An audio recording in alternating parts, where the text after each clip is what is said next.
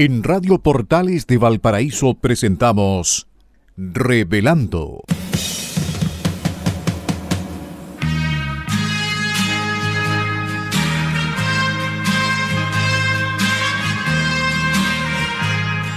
Un programa donde se abordan temas de actualidad, contingencia y la agenda cultural de la zona. Entrevistas del ámbito nacional e internacional.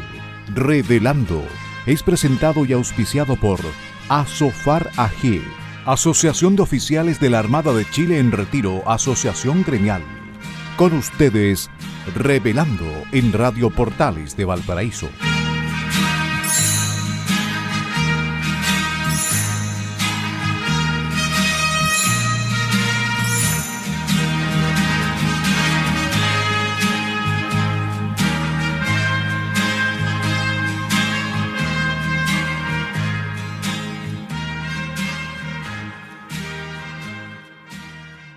Muy buenas tardes, queridos amigos y auditores de Radio Portales de Valparaíso, la primera de Chile y puerto de fondeo de nuestro espacio radial.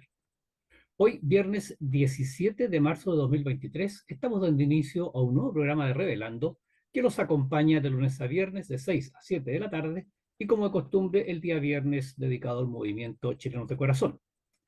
Agradecemos a Radio Portales de Valparaíso que nos abre sus señales en el dial de FM 89.5, AM 840 y también a través de su señal online en la página web www.portalesfm.cl. Y por supuesto agradecemos a nuestro auspiciador, a quien hace posible que Revelando esté en el aire junto a ustedes todos los días y que además permite generosamente que Chilenos de Corazón los acompañemos los días viernes. Nos referimos a la Asociación Gremial de Oficiales de la Armada en Retiro, Asofar AG. Gracias nuevamente a Radio Portales de Valparaíso y un especial agradecimiento también a nuestro auspiciador, Asofar AG. También saludamos a nuestro amigo y colaborador Enzo Alvarado, quien permite que este programa llegue hasta los estudios de Radio Portales de Valparaíso. Nuestro agradecimiento y saludo cariñoso a Enzo. Y además agradecemos a nuestros amigos radiocontroladores de Radio Portales de Valparaíso que colocan finalmente este programa en el aire. Nos referimos a don Luis Salinas y a don Mario Salazar. Queridos amigos de Revelando el día viernes, somos Francisco Muñoz Pinto y Mario Mataluna Morales, conductores del programa Revelando del día de hoy. Francisco, buenas tardes, ¿cómo está usted? Mario, muy buenas tardes, un gusto de verte nuevamente. Buenas tardes a los auditores, buenas tardes Radio Portales, muchas gracias por darnos la oportunidad de estar nuevamente en el aire. Así es. Oye, increíble cómo ha mejorado el clima, Francisco. Estos últimos días han estado, yo diría, como días de fin de verano. Sí, después de unos días horribles hace una semana atrás, ahora la cosa ha mejorado mucho. Sí, así Es es. que también pasa, Mario, muy cortito, cuando empieza a bajar la temperatura promedio, se hacen menos frecuentes estas vaguadas costeras o bajas térmicas locales, porque la Tierra no se alcanza a calentar lo suficiente. Es verdad, es verdad. Ahí, esa es una explicación muy técnica. Muy bien, Francisco. Excelente. Muy bien.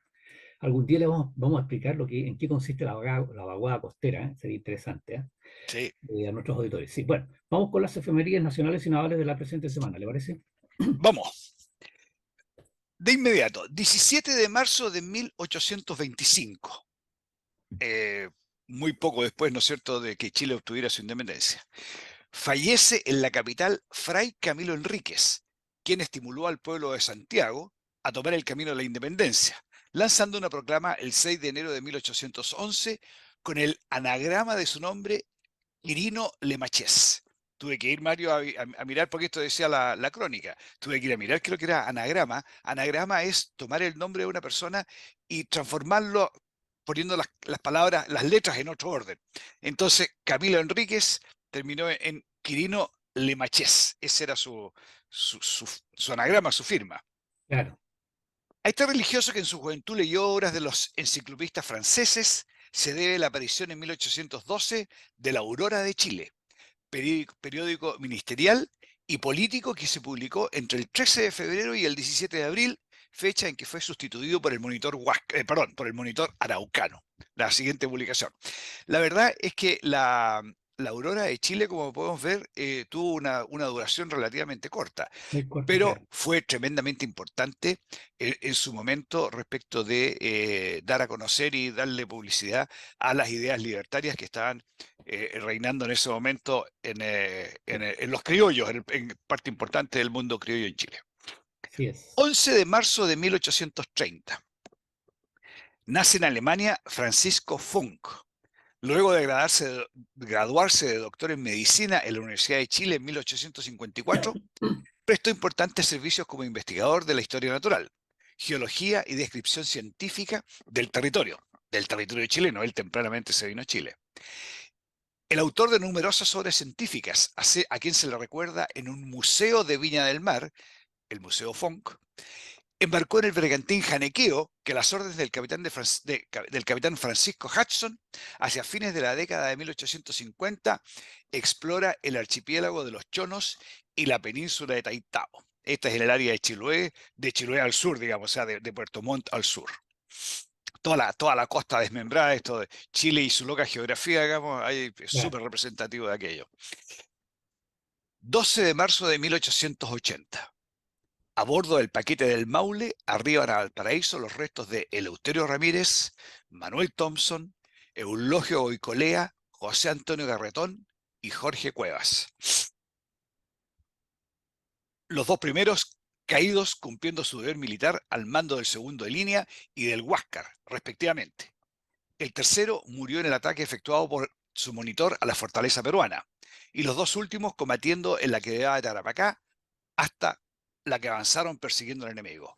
En el fondo, ¿no es cierto?, sería los que fueron a Tarapacá, es el segundo de línea, o sea, Eleuterio Ramírez con José Antonio Garretón y Jorge Cuevas, por un lado, en el segundo de Claro. línea, en Tarapacá, ¿no es cierto?, y por otro lado, Manuel Thompson y Eulogio Goicolea a bordo del monitor Huáscar. Adornado el carro fúnebre que en Santiago condujo los restos de Thompson hacia el cementerio metropolitano, un escudo en el que junto a su nombre se leía Papudo Aptao Arica, el bautismo de fuego, la confirmación de la sangre, el viático de la gloria.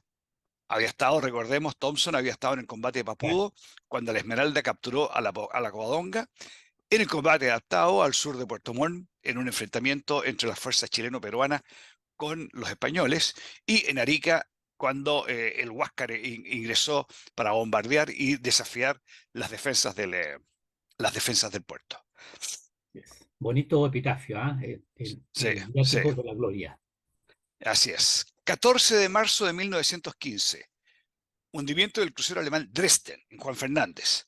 Luego de ser atacado por los buques ingleses Glasgow, Kent y Orama, el comandante Emil Ludecke ordena desembarcar a la tripulación de la nave, cuya Santa Bárbara de proa estalla en la bahía de Cumberland, hundiéndose a las 11:34 horas con la bandera de la Marina Imperial al tope. Recordemos, alguien podría pensar, o sea, va a pensar en Hitler, en el movimiento nazi. Claro. No, esto era la Primera Guerra Mundial, era el imperio, no era no era el nazismo.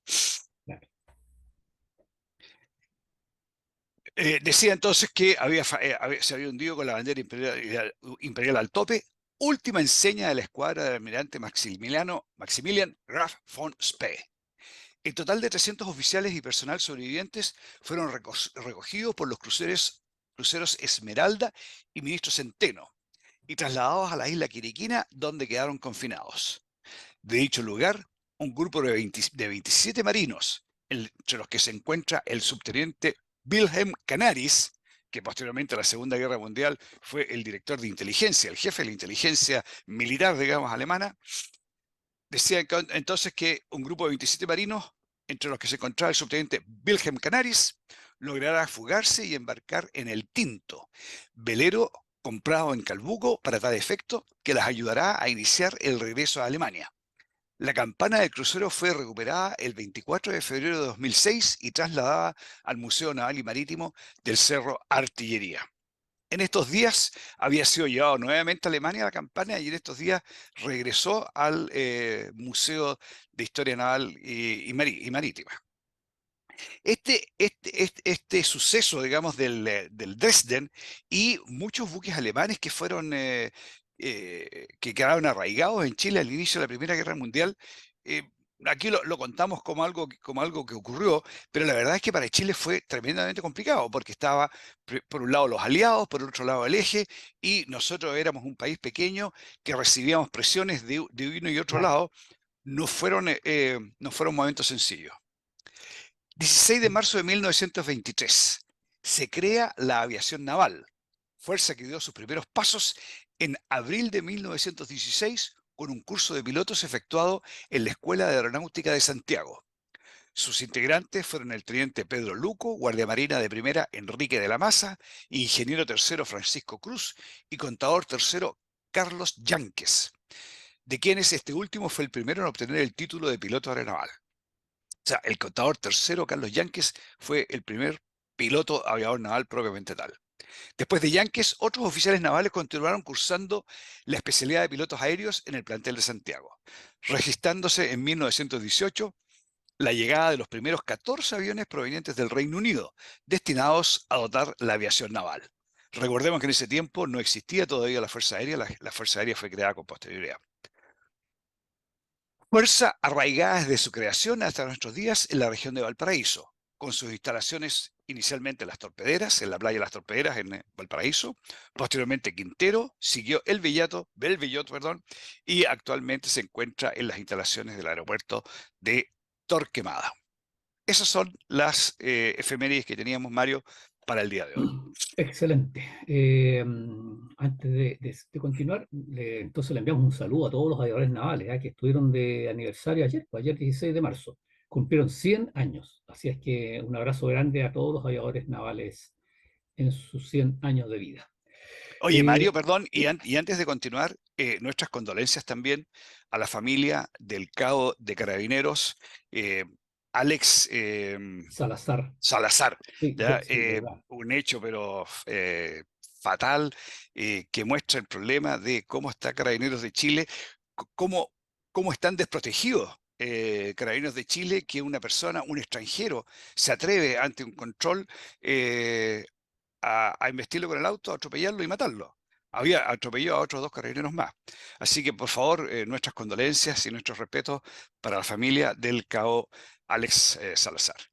Sí, ese un olvido imperdonable, Francisco, efectivamente. Sí, debimos haberlo destacado al inicio, al iniciar el programa, pero efectivamente me sumo a sus palabras de condolencias, de apoyo, de solidaridad con Carabineros de Chile, con la familia del cabo Salazar, y los acompañamos en su dolor. Los acompañamos en su dolor. Yo creo que todos los chilenos bien nacidos los acompañamos en su dolor.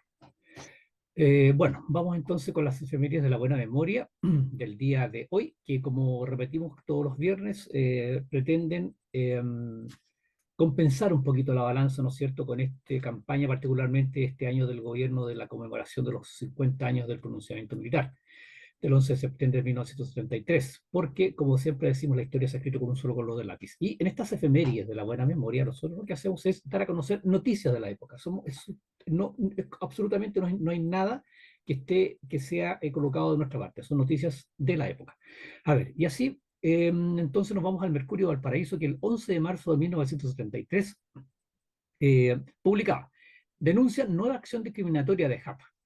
Dirigentes del Partido Nacional denunciaron al intendente de la provincia de Valparaíso que en numerosos barrios de Valparaíso y Viña del Mar, las JAP estaban obligando a los comerciantes a vender los artículos de primera necesidad solo a los que mostraron una credencial que los acreditara como miembros de las JAP, negándole la venta a los que no eran miembros de esta organización, o bien discriminando la venta, entregando una cuota inferior de aceite, azúcar y otros productos a quienes no mostrasen esas credenciales. Y esto, Francisco, lo hemos comentado en nuestra oportunidad. Estas JAP, las Juntas de Abastecimiento y Precios, que se crearon justamente para administrar la pobreza que había en ese minuto, lo que hacía era discriminaba.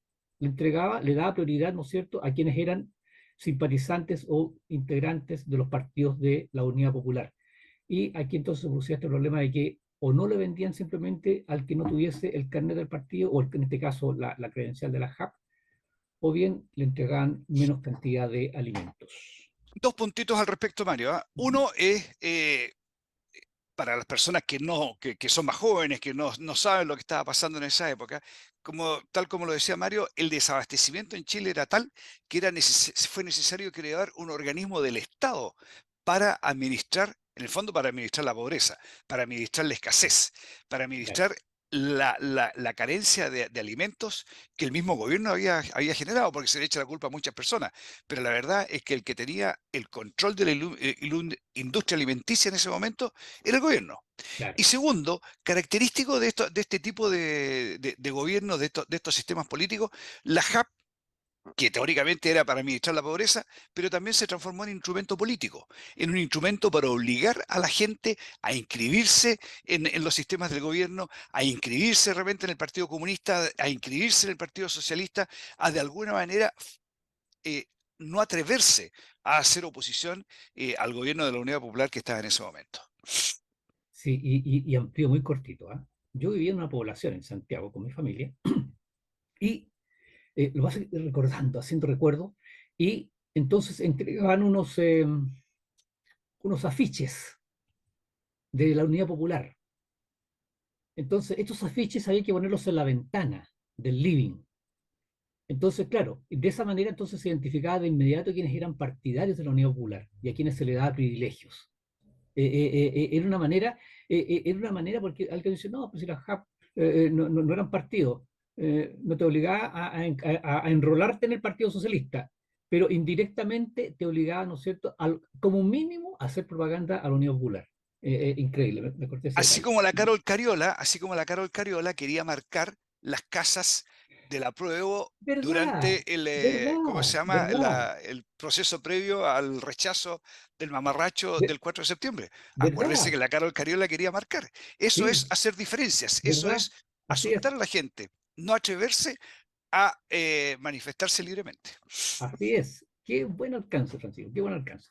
Bueno, la Estrella de Valparaíso, el 13 de marzo, pero de 1972, titulaba, están dispuestos a defenderse en las tomas. Violencia marxista unió a agricultores. Un acuerdo de trascendental importancia para el futuro del agro chileno adoptaron delegados de 20 federaciones de agricultores nacionales en el Congreso que ayer finalizó en Viña del Mar. Ante la extremada violencia que ha reinado en los campos con el recrudecimiento de secuestros y tomas, acordaron ponerse en estrecho contacto con sus bases con el objeto de hacer efectiva una ayuda mutua, inmediata y efectiva para ir en defensa de aquellos agricultores que sufran secuestros o atropellos de tomas. O sea, defenderse con sus propias manos, Francisco, porque recordemos, de pronto, con ciertos matices, la historia se repite.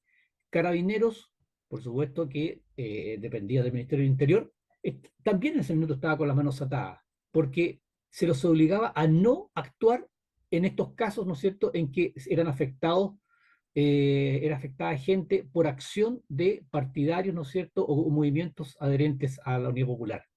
Entonces aquí también los agricultores, en este caso, ellos se pusieron de acuerdo para defenderse a sí mismos. Oye, y ante esta escasez de alimentos, que el gobierno lo que debería haber propiciado que los agricultores, por favor, que estén preocupados de la mejor manera posible a producir alimentos, que era lo que no teníamos, los obligaron a preocuparse de defender su territorio Claro, o, o a defender sus propiedades. Y claro, por supuesto que esto generó más desabastecimiento. así es. El Mercurio de Valparaíso, el 13 de marzo también, pero ahora de 1973, destacaba, a raíz de lo que estamos comentando, persiste escasez de harina en panaderías. Prosiguen los problemas de abastecimiento de harina que afectan desde hace ya bastante tiempo a las industriales del pan de la provincia de Valparaíso. Ello ha derivado en el cierre de periódico de establecimientos del rubro del pan y cerros de Valparaíso, como también de comunas interiores. Al ser consultado sobre esta materia, el presidente de la Sociedad Nacional de Agricultura, Benjamín Mate, señaló que el desaparecimiento de la harina puede significar que se está orientando su distribución hacia las JAP u otros centros medios, dejándose a un lado los canales normales de distribución. Agregó que en abril, pongan atención a esto, queridos amigos, agregó que en abril se acaba la cosecha nacional, estamos el 13 de marzo, y ocurre lo insólito que en pleno periodo de cosecha, los molinos de la zona central están consumiendo el trigo importado hizo presente que el estanco del trigo ha sido un fracaso porque ha estado rindiendo entre un 25 y un 30% menos de lo habitual. Entre las tomas, Francisco, lo que usted mencionaba, ¿no es cierto?, que no se podía trabajar los campos con tranquilidad, y este manejo que hacía estatista el gobierno. ¿Qué es lo que pasaba? Bajó absolutamente la producción. Una de las consecuencias, lo que mencionábamos, bajó la producción de harina, perdón, de trigo en el nacional.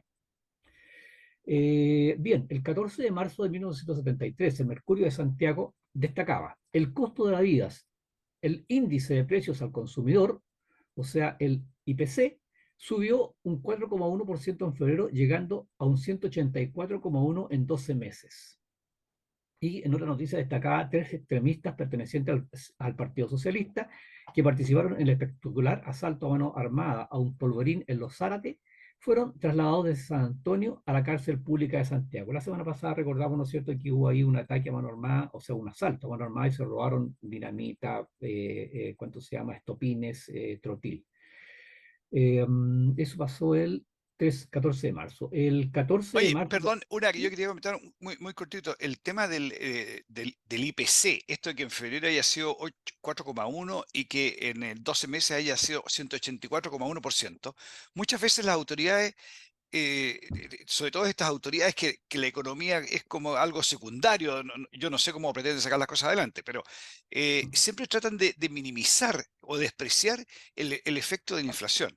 La inflación es tremenda. Si a mí el sueldo me lo van a reajustar, supongamos, cada 6 meses, eh, y resulta que en esos 6 meses hay un 50% de inflación, al momento que me reajustan el sueldo, yo ya estaba ganando la mitad de lo que ganaba antes para recuperar la capacidad. Y en 6 meses más, de nuevo voy a estar ganando la mitad.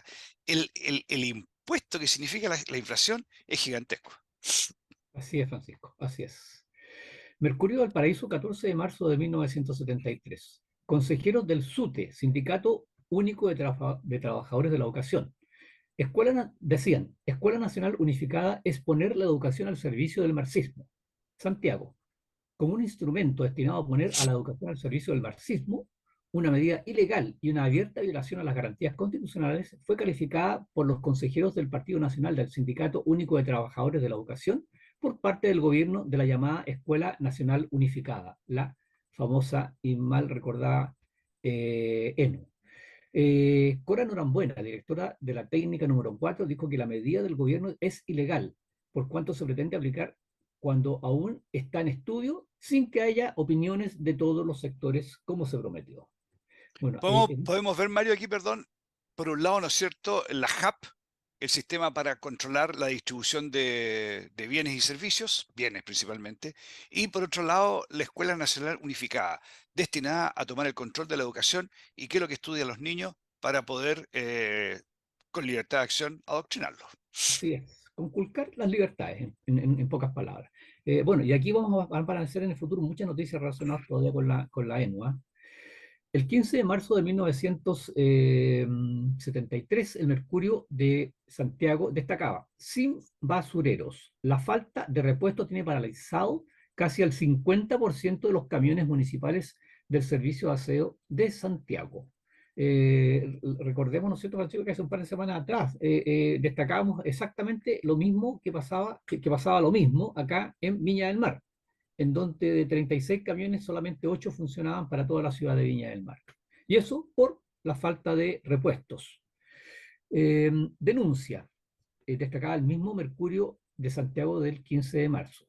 Renán Fuentealba, presidente del Partido Demócrata Cristiano, abordó con el ministro Prats las denuncias de distribución sectaria de alimentos a la población por parte de las JAPA, lo mismo que comentábamos recién. Por su parte, la Estrella del Paraíso, el 15 de marzo, pero de 1972, destacaba la siguiente noticia, que tiene relación con todo lo que hemos conversado. 1000 años de experiencia se han votado en Chuqui. Antofagasta. Se han votado en Chuquicamata más de 1000 años de experiencia, dijo el senador demócrata cristiano Juan de Dios Carmona, al referirse a la crisis que vive actualmente el primer principal centro de la gran minería del cobre. Comillas. Creemos que ser revolucionarios no es solo nacionalizar una riqueza, sino también preservarla y aumentar el patrimonio nacional con una adecuada explotación y administración, decía don Renán Fuentealba. Y continuaba, Por eso queremos dar una voz de alerta. El mineral producía 25.000 toneladas mensuales en promedio. Según datos recogidos en nuestra visita en enero y febrero, la producción solo ha superado levemente las 12.000 toneladas mensuales. Y recordemos Eh, que también lo destacamos, perdón, Francisco, hace 3 semanas atrás, los mismos agentes de la Unión Popular destacaba porque Chuquicamata estaba tomada particularmente, como son sectoriales, por el Partido Comunista. Y ah, Oye, criticaban. es fácil y como se llama para estos jóvenes revolucionarios, es atractivo, digamos, es motivador ir a tomarse las industrias, ir a tomarse los colegios, etcétera. Pero algo muy distinto es hacer que esos colegios, esas industrias sigan funcionando. Y eso es exactamente lo que estaba pasando. Estaba todo tomado, pero nada funcionaba. Así es. El Mercurio de Valparaíso, por su parte, el 16 de marzo de 1973, destacaba, expresó el presidente de ACIBA: debemos evitar que 1973 sea el año del desastre. Ojo con lo que decía el presidente de ACIBA.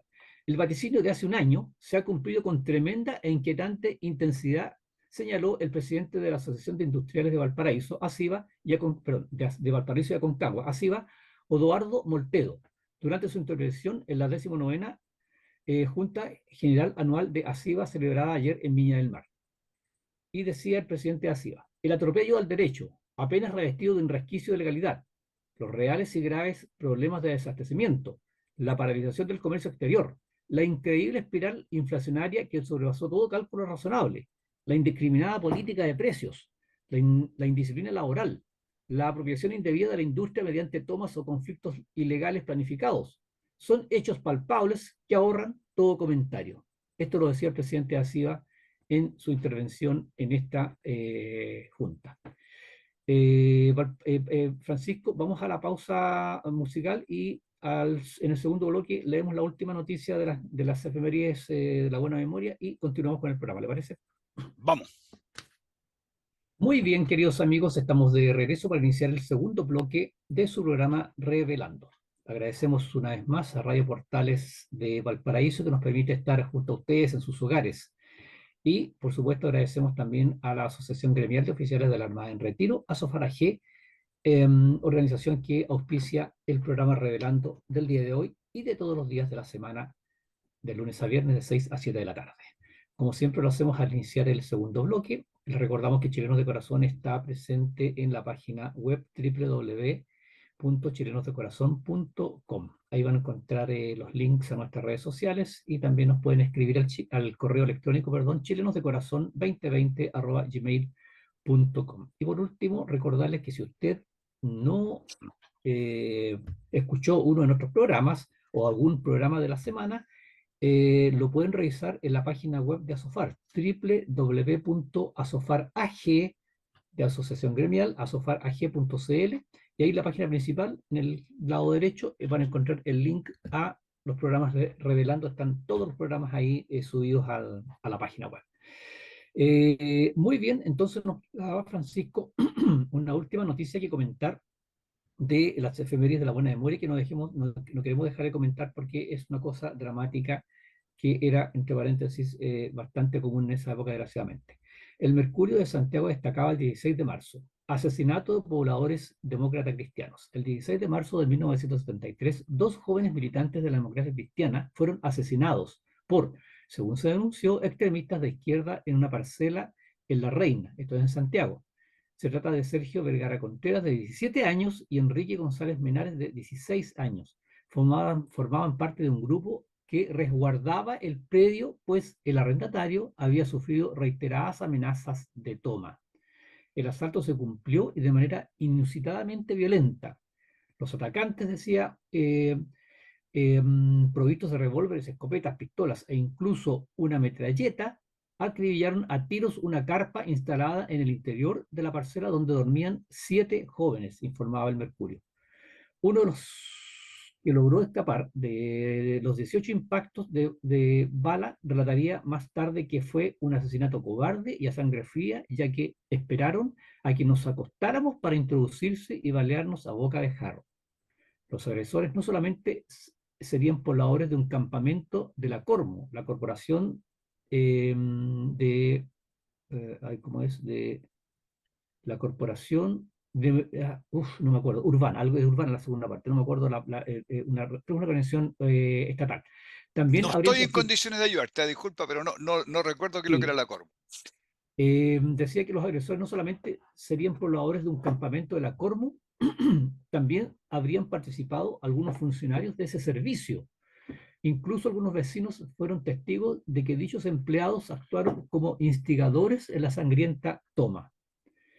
Eso era lo que destacaba el Mercurio de Santiago el 16 de marzo de 1973. Oye, Mario, yo quería, para cerrar Ujú. la buena memoria, digamos, las efemérides de la buena memoria, encuentro que es tremendamente importante dar a conocer estos titulares, estas noticias, lo que estaba circulando en esa época, ya que desgraciadamente por parte de las autoridades del gobierno, digamos, o sea, la visión oficial, Chile partió el 11 de septiembre de 1973. ¿Ya?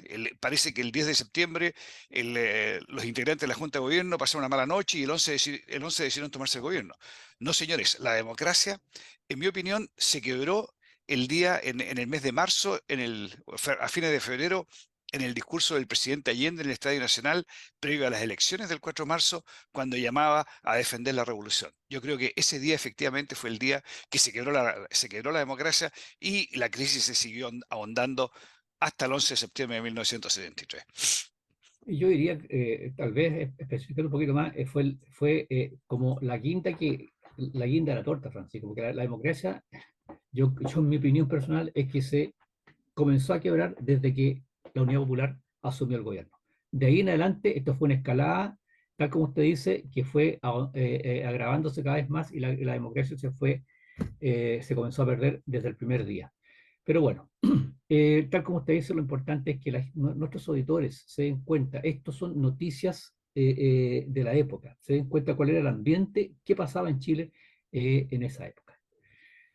Muy bien, vamos entonces con la pauta del día viernes 17 de marzo, el día de hoy, de nuestro programa. Y el primer tema de la pauta que se ha hecho ya tradicional tiene por título ¿Es este el país que queremos?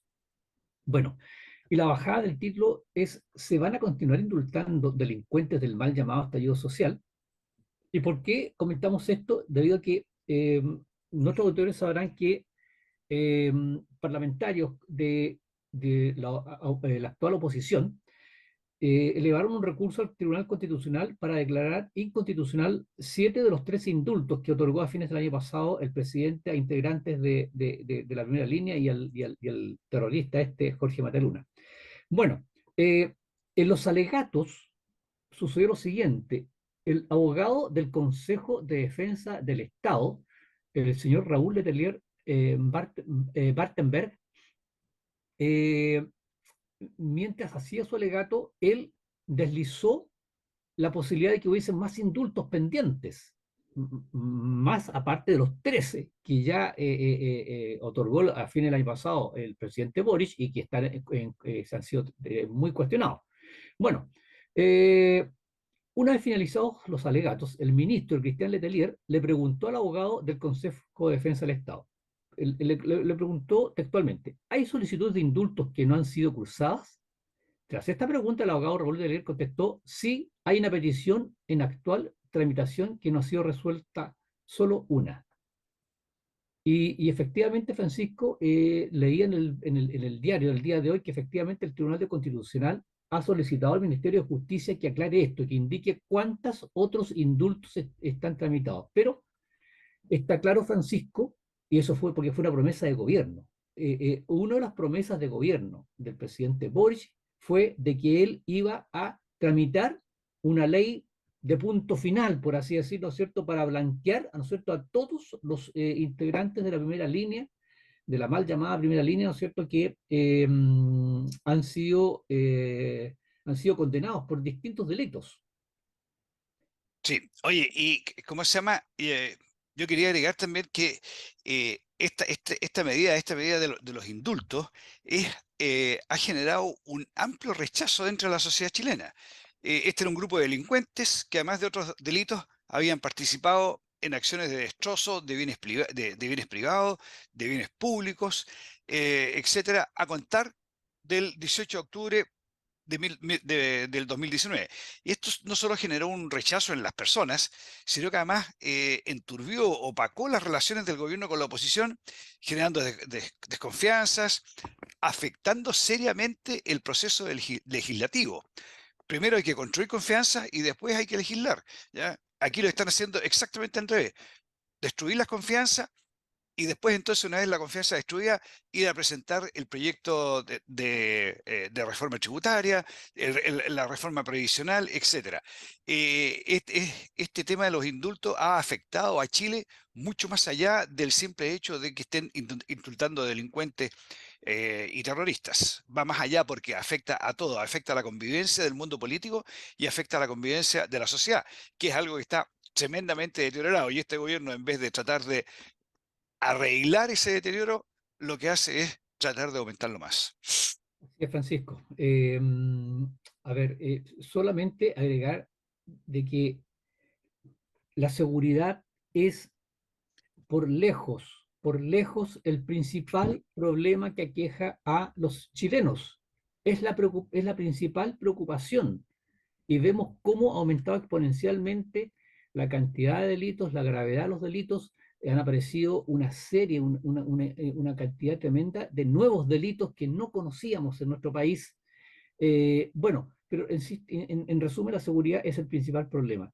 Y se continúan dando estas malas señales, Francisco, de indultar a delincuentes, gente que la justicia ha condenado. Sí, ni siquiera tampoco esto podríamos, alguien podría pensar, no, que esta gente, ¿no es cierto?, que fue detenida y que a lo mejor quieren hacer un perdonazo, digamos, antes de ser juzgado. Es gente que ha sido juzgada y condenada. Lo vamos a ver en la siguiente noticia después. Es gente que es condenada. Y todos estas 13 personas que fueron indultadas por el presidente Boric son gente que fue condenada por los tribunales de justicia de nuestro país. Bueno, entonces, continuamos indultando. ¿Ese es el país que queremos? Un país donde cada cuánto vamos a estar indultando delincuentes, Francisco, cuando la seguridad es el principal problema que tiene el país. No creo que ni usted, ni yo, ni nuestros auditores queremos un país así, Francisco, en donde se premie al que lo hace mal, al que infringe la ley. Nuestras autoridades nos están llevando exactamente en la dirección opuesta del país que queremos. Así es, Francisco. Bueno, el segundo punto de la pauta es también, como ya se ha hecho tradicional, uno relacionado con el proceso constitucional. Y en este caso vamos a comentar de que la comisión de expertos esta semana definió el índice del anteproyecto de constitución, que está compuesto por 15 puntos, el índice que lo vamos a repasar enseguida. Pero un detalle que un aspecto que queremos destacar, Francisco, en nuestro comentario es de que la comisión de expertos rechazó incorporar en el índice de los capítulos del anteproyecto de constitución el capítulo que se proponía que se llamara Fuerzas Armadas de Orden y Seguridad. Que dicho sea de paso, la actual constitución contiene un capítulo relacionado con las Fuerzas Armadas, las Fuerzas de Carabineros y de Investigaciones de Chile. Entonces, esto fue rechazado por el comité de expertos. Y aquí, Francisco, esto está muy relacionado con no sé, afán, esta cosa enfermiza de la izquierda que además es un eslogan, de que las Fuerzas Armadas deben estar sometidas al poder civil. Entonces, de quitarle el rango constitucional a las Fuerzas Armadas de Orden y Seguridad. Actualmente tienen un rango constitucional, pero quitarles el rango constitucional, rebajarlas. ¿Y cuál es el propósito de esto, Francisco? Ese es el tema. ¿Qué se persigue Sí, detrás sí. de esta idea que desgraciadamente, a mi juicio, es el primer down, la primera mala noticia que nos entrega la Comisión de Expertos, que no aceptó incluir un capítulo que le dé el máximo rango constitucional a las Fuerzas Armadas de Orden y Seguridad? Oye, Mario, antes de comentar ese último punto que tú estás tocando, quisiera, estuve viendo el índice, una mirada, ¿cómo se llama?, Ujú. inicial, porque no sabemos todavía cómo hacer la bajada de cada uno de los índices, qué contenido va a tener cada uno de los índices. Pero tratando de entender más o menos cuál era la idea de, esto, de la comisión de expertos y comparándolo con el índice de nuestra actual constitución, se agrega el índice, o sea, lo nuevo que hay es la protección del medio ambiente, Claro, sostenibilidad y desarrollo. claro. Eso es un punto aparte que a mí me parece bien, ¿ah? Sí, sí, no, por cierto. Bueno, va a depender con qué lo vistan. No, Y no, pero desaparece, Francisco, pero es parte del sí, desarrollo estaba claro, no, de la sociedad. O sea, no son, estaba son como título, no conceptos, estaba como título, pero claro, estaba dentro de la, claro, correcto, efectivamente. pero está dentro de la conexión. Ahora, desaparece de los títulos, primero el punto 2, nacionalidad y ciudadanía, que me imagino que va a quedar en el nuevo punto 2, que es derechos y libertades fundamentales, garantías y deberes constitucionales. Me imagino que va a quedar ahí. Y el punto, que era lo que estabas comentando tú, el punto 11, Fuerzas Armadas, orden y seguridad. En mi opinión, Mario, y coincidiendo plenamente con lo que tú decías, eh, no es trivial la discusión respecto de cómo aparecen o cómo se sitúan las Fuerzas Armadas en nuestra Constitución. ¿Está escrito o no está escrito? Si las autoridades de gobierno se salen de la Constitución, todo el país va a mirar a las Fuerzas Armadas, tal como ocurrió con Salvador Allende en el año 1973. Y si todo el mundo va a mirar a las Fuerzas Armadas y las Fuerzas Armadas van a tener que actuar, o van a actuar, porque su interés va a ser defender el país, ¿ya? Es mejor que esté escrito a que no esté escrito. Si dejamos las cosas en el aire, dejamos a las personas que tomen decisiones a su criterio y a su arbitrio. Si las cosas están escritas, si las cosas están encausadas, si se dice exactamente qué es lo que se debe y qué es lo que no se debe en ese ambiente, en el ambiente cuando el gobierno se está saliendo de la Constitución, es mejor que tengamos algo escrito. Yo creo que es un error fundamental dejar a las Fuerzas Armadas fuera de este orden constitucional, digamos. Y lo que varios expertos han comentado, Francisco, las Fuerzas Armadas no pueden estar sometidas al poder civil, deben estar sometidas a la Constitución, como usted dice. Correcto. Efectivamente, el sometimiento es a la Constitución, no al poder civil, porque el poder civil tiene nombres. ¿Qué es lo que es el poder civil? El gobierno, otros poderes del Estado. No, pues si las Es Fuerzas Gabriel Armadas, Boric, claro, claro, claro. las Fuerzas Armadas, Es no, Carrenato A. efectivamente. Entonces, ese es el problema y ese es el peligro, de que se le rebaje el rango constitucional a las Fuerzas Armadas de orden y seguridad, de que se corre el riesgo de que suceda lo que sucede en Venezuela, o lo que sucede en Cuba, O en Nicaragua. o en Nicaragua, en donde las instituciones de la defensa y de orden están al servicio del líder político, Ya, en no del Nicaragua país. están al servicio de Daniel Ortega, no Sí, están al claro, servicio de la Constitución, claro, pero ni están al servicio del país. por cierto, en Venezuela son las Fuerzas Armadas chavistas, es la policía chavista. Entonces, ese es el riesgo, Francisco, ese es el gran riesgo. Entonces, hay gente que de repente dice, no, pero son exagerados. Es como el tema, Francisco, del Estado Social y Democrático de Derecho. Es lo mismo. Sí, el riesgo es que conociendo cómo actúa la izquierda, y sobre todo la extrema izquierda, el Partido Comunista en particular, esto es dejarle la ventanita abierta para que por ahí se meta el chiflón de viento. Sí, sí, ese es el punto. Ese es el punto. Claro, Entonces, exactamente. Dejémoslo en el aire y ahí nosotros sabemos, somos expertos en estos temas que quedan en el aire, somos expertos en manejarlos. en manipular. Eso es la visión del Partido Comunista. Así es. Mario, no te voy a poder acompañar en el próximo punto, como te comenté antes, desgraciadamente me tengo que retirar.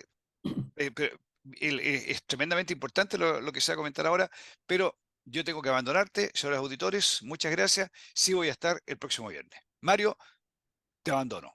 Muchas gracias, Francisco. No, no, perfecto. Si usted tiene que viajar a Santiago de manera urgente, así es que vaya más, Francisco. Muchas gracias por acompañarnos hasta. Francisco podría no haber participado en el programa, pero quiso estar con nosotros. Así es que muchas gracias, Francisco. Que tenga un buen día y un buen viaje y un muy buen fin de semana. ¿Eh? Muchas gracias, Enzo, Mario, hasta la próxima. Hasta la próxima, Francisco. Bien, y continuando con la pauta de nuestro programa, el próximo tema, punto de la pauta que también ya se ha hecho tradicional es el basta ya. Bueno, ¿a qué se refiere en este caso el basta ya? Que se han conocido la presente semana detalles desconocidos de uno de los indultados de la primera línea. Esto es muy en concordancia con el primer punto de la pauta, ¿no es cierto? Es este el país que queremos, con la noticia de que habría más indultos por ahí en carpeta. Eh, a ver, y este tema, esto fue una investigación que hizo la radio Bio Bio, ¿ah? Dicho directamente, el radio hizo una investigación y sacó a la luz este tema. Y aquí hay, hay dos organizaciones y tres personas cuatro personas que se entremezclan en esta historia. Por un lado está la llamada K-Pop, de primera línea, que es una organización de la primera línea en Iquique, que fue la que tenía el control de los desórdenes en la calle y de la destrucción, ¿no es cierto?, los actos vandálicos en la calle. Se llama K-Pop esta línea. Después está una organización que se llama Los Autoconvocados, que es una organización que en la investigación que se hizo en el Ministerio Público y que reveló en la radio Bio Bio, era quien le prestaba apoyo logístico a esta K-pop de la primera línea. Y además, por su parte, están las dos organizaciones, y por su parte están, por el lado de la K-pop, está Juan Riquelme Vera, más conocido como el Homer, que era el mandamás de esta organización, y ahí destaca la figura de Brandon Rojas Cornejos, de 22 años, uno de los 13 indultados del presidente Boric, que dentro de la organización, entre sus pares, era conocido como el pirómano por la expertise que tenía en el manejo y utilización de las bombas Molotov. O sea, este tipo era experto en manejo de bombas Molotov y en causar incendios, en quemarlo todo. Entonces, sus mismos pares lo llamaban el pirómano. Entonces, por el lado de la primera línea están estos dos personajes, ¿no es cierto?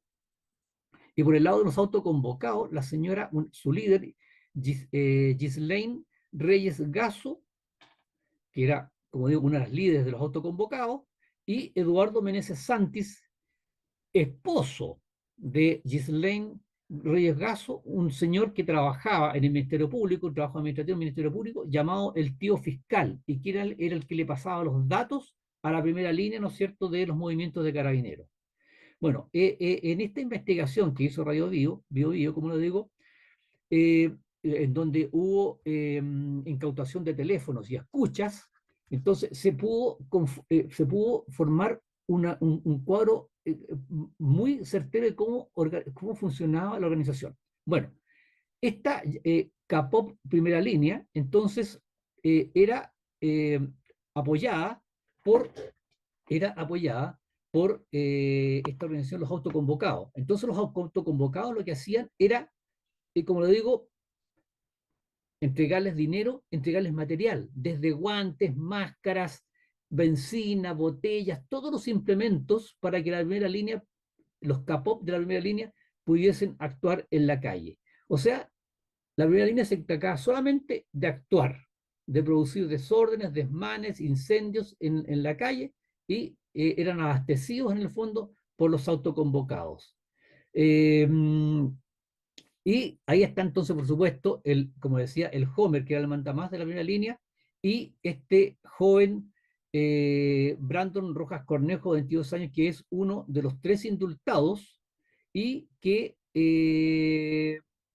a ver si lo encuentro, aquí está, en junio de 2022 fue condenado a 5 años y un día por el lanzamiento de artefactos incendiarios, pero como comentamos, es uno de los tres indultados por el presidente ese año. Entonces, dos aspectos, o sea, dos temas en esto que comentar. Una, como decíamos, los tres indultados es gente que estaba condenada por delitos. Y este joven, Brandon Cortés, por sus mismos pares, era llamado el pirómano. Entonces, ¿cómo y por qué el presidente de la República lo indulta? Cuando es una persona que entre sus mismos pares era conocido como extremadamente violento y eficaz en causar daño. Bueno, aquí, queridos amigos, no nos va a alcanzar el tiempo, pero hay hay una serie de aspectos que nos hubiese gustado comentarles de las escuchas telefónicas que están transcritas, en donde inclusive llegaron a la desfachatez de, de organizar una, eh, discúlpenme que estoy aquí medio confundido, pero organizaron ay, no me acuerdo que fue uy, se me perdió ahora la información, Enzo. Ellos organizaron, no me acuerdo si fue un plato único o una rifa, pero bueno, organizaron una actividad aquí está, organizaron un plato único, supuestamente en beneficio de la madre de una de las integrantes de los autoconvocados, ¿no es cierto?, que estaba quejada de cáncer. Pero eso era una mentira. Ahí recaudaron alrededor de 500.000 pesos que fueron dedicados íntegramente a abastecer a estos CAPOP de la primera línea. Y en las escuchas que fueron, que hizo Carabineros, hay un diálogo, o sea, hay un diálogo del Homer, el mandamás de la primera línea de los CAPOP, que dice lo siguiente en el audio. Bueno, es algo que suena feo, pero es así para no levantar sospechas. Ellas hicieron las entradas del plato único como a beneficio de la mamá de una de ellas que está enferma, pero todo lo que se recaude el domingo va a ir en compra de materiales para la primera línea para marzo. Ahí va a entrar todo lo que es máscaras, full face, todo lo van a comprar pensando en la K-pop. Y agrega en esta conversación el Homer. Oye, pero el tema del plato único es piola. No puede salir de acá el real motivo, ¿cachai? No puede salir de acá que es en ayuda de la primera línea, porque se está disfrazando con el tema de una enfermedad. Tiene que ser así, bien piola. ¿Se dan cuenta la bajeza de esta gente, cómo actuó? Entonces, ¿cómo nos va a indignar, queridos auditores, que el presidente Boris indulte a gente de esta calaña, que pertenecía a organizaciones de este tipo y que causó delitos, cometió delitos como los que estamos relatando? Bueno, y ahí entra a tallar el esposo de la señora Ghislaine, esta del autoconvocado, que recaudaban fondos para la primera línea, llamado el tío fiscal, Eduardo Meneses Santis, que era un empleado del Ministerio Público, de ahí de Iquique, que él le pasaba los datos. Y en una de las escuchas de los audios interceptados, este señor Meneses informa lo siguiente: avisa que está el guanaco acá en Sodimac, con caleta de motos. Ya pasaron con el zorrillo, dice el tío fiscal en una de las escuchas. Y en otra parte, el tío fiscal dice, va el furgón, el radio patrulla y una zapatilla, que es un carro policial, por aeropuerto. Lo más probable es que van a hacer una encerrona. Entonces, se conforma toda esta organización. Ahora, por una parte, destacar la actuación, o sea, la calidad de la investigación del Ministerio Público, porque todo esto que estamos relatando son antecedentes que reunió en el proceso. Aquí hay esta señora Ghislaine, también está procesada por asociación ilícita, está el Homer, está el tío fiscal, hay una serie de personas que están en proceso en la justicia por asociación ilícita. Pero está este Brandon, que ya se me fue el apellido, el pirómano, que fue condenado e indultado por el presidente de la República. Pero bueno, en síntesis, queridos amigos, queríamos dar a conocer esta situación porque este pirómano es uno de los 7 indultos que llevó al Tribunal Constitucional parlamentarios de la actual oposición para que se revoquen estos indultos. A ver, bueno, para que vean ustedes la calidad y la calaña de la gente que participó en el estallido delincuencial de 2019 y posteriores, y la calidad y calaña de la gente que fue indultada por el presidente de la República. A ver, no vamos a... Sí, muy cortito, en la encuesta académica de la segunda semana de marzo, algunos pequeños aspectos rápidamente que voy a destacar relacionados con la pregunta: ¿cree usted que una nueva constitución? Ahí está la pregunta. permitirá que Chile tenga una constitución legítima, poco o nada el 47%, algo el 20%, mucho bastante el 31%. O sea, casi el 70% cree que una nueva constitución permitirá que Chile tenga una constitución, o sea, este nuevo proceso permitirá que Chile tenga una constitución legítima. Hará que de Chile un país más justo y con menos desigualdades. Un 50% dice que poco o nada, un 19% algo, o sea, nuevamente el 70, casi el 70% cree poco en que va a haber un país más justo, y solamente un 29% cree que mucho o bastante. Mejorar la confianza en las instituciones, solo un 20% se declara mucho o bastante, el 23% algo o nada, y el 56% nada. Bueno, solamente comentar de que esta encuesta refleja el hecho de que lo que hemos comentado en muchas oportunidades, queridos amigos, la Constitución no es una varita mágica, como algunos creen desgraciadamente, que va a solucionar todos los problemas del país y todos sus problemas. No. Y como están funcionando desgraciadamente las instituciones del Estado, no existe mucha confianza en que el proceso vaya a dar buenos resultados. Bueno, hemos llegado al final del programa. Como siempre lo hacemos, les agradecemos de corazón su sintonía, les deseamos que tengan un muy, muy buen fin de semana y nos encontramos el próximo viernes si Dios quiere. Continúen la sintonía de Radio Portales de Valparaíso y que tengan una muy buena tarde. En Radio Portales de Valparaíso hemos presentado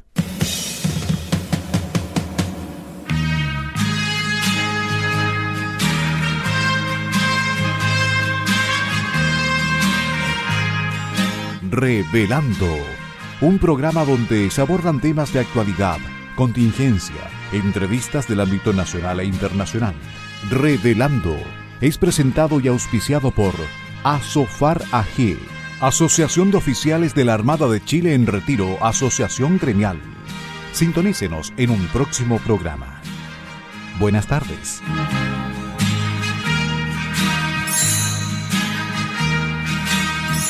Las opiniones vertidas en este programa son de exclusiva responsabilidad de quienes las emiten y no representan necesariamente el pensamiento de Radio Portales de Valparaíso.